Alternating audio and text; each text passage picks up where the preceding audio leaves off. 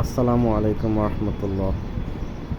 বৃষ্টির সময় গাছগুলো মনে হয় তাদের সজীবতা ফিরে পেয়েছে। পাতাগুলো সবুজে গাঢ় গাঢ় হয়ে গিয়েছে এবং মৃদু মৃদু বাতাস, ঝড়ো বাতাস মনে উড়িয়ে নিয়ে যাচ্ছে গাছগুলোকে।